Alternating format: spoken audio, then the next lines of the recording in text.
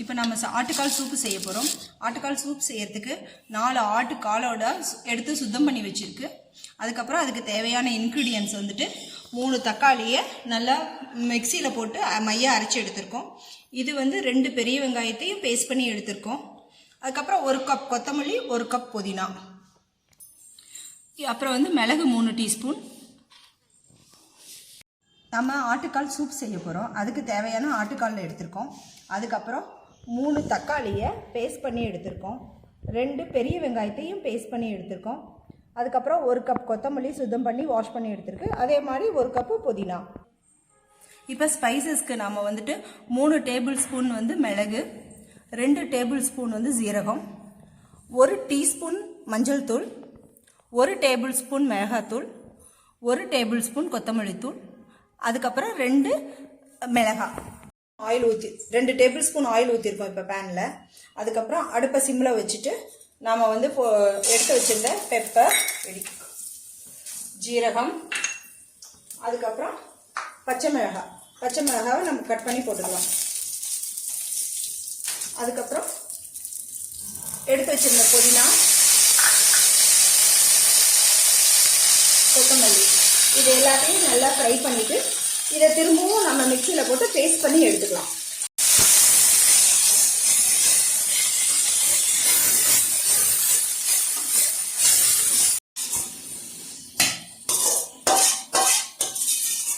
ஒரு குக்கர் வச்சு அதில் 1 டேபிள் ஸ்பூன் ஆயில்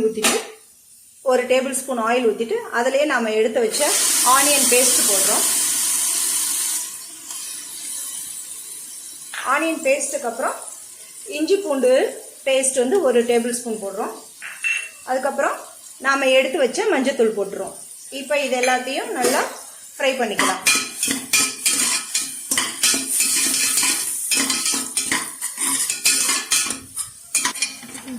இது நல்லா ஃப்ரை பண்ணதுக்கப்புறம் நாம் எடுத்து வச்ச புதினா, கொத்தமல்லி, பச்சை மிளகாய், அரைச்சி வச்ச பேஸ்ட்டு, ஜீரகம், மிளகு, கொத்தமல்லி, புதினா இது எல்லாத்தையும் போட்டு ஃப்ரை பண்ணிவிட்டு மிக்சியில் போட்டு அரைச்சோம் இல்லைங்களா, அந்த பேஸ்ட்டு ஊற்றிடலாம். அதுக்கப்புறம் அந்த பேஸ்ட்டையும் ஒரு லைட்டாக ஒரு 2-3 நிமிஷம் விட்டுட்டு இப்படி கிளறி கொடுக்கலாம்.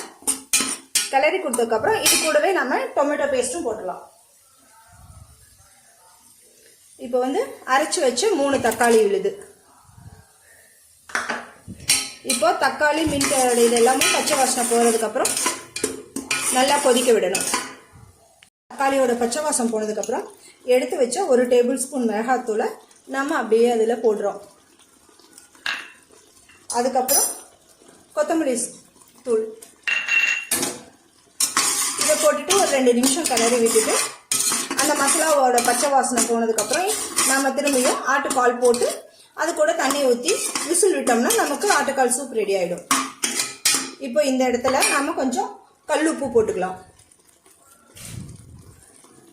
எப்போவுமே வந்து சூப் ரெடி பண்ணுறதுக்கு முன்னமே கல் உப்பு கொஞ்சமாக போட்டுக்கோங்க. ஏன்னா கால்லையே கொஞ்சம் உப்பு டேஸ்ட் இருக்குன்னு சொல்லுவாங்க.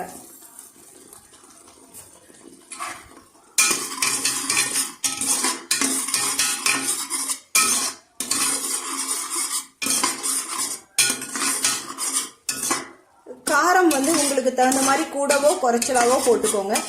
ஏன்னா எங்கள் வீட்டில் காரம் கொஞ்சம் கம்மியாக தான் எடுத்துப்போம். அதனால் நான் வந்து மிளகாத்தூள் கம்மியாக யூஸ் பண்ணியிருக்கேன்.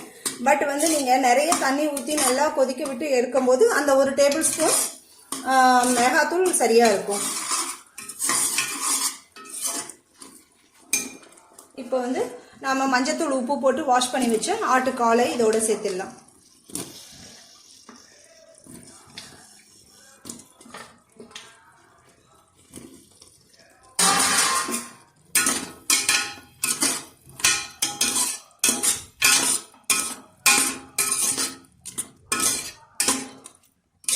ஆட்டுக்கால் கூடயே நாம் எனக்கு தேவையான அளவுக்கு தண்ணி ஊற்றிக்கிறேன். நான் ஒரு 2 லிட்டர் பக்கமாக தண்ணி ஊற்றிக்கிறேன். நீங்கள் வந்து உங்களுக்கு எவ்வளோ தேவையோ, திக்காக இருக்கணுமா, அப்படின்னா தண்ணி கம்மி பண்ணிக்கோங்க. இல்லை கொஞ்சம் தண்ணியாக நம்ம நல்லா கடையில் இருக்க சூப் மாதிரி இருக்கணும்னா கொஞ்சம் தண்ணி லிக்விடாக இருந்தால் தான் நல்லாயிருக்கும் டேஸ்ட்டு.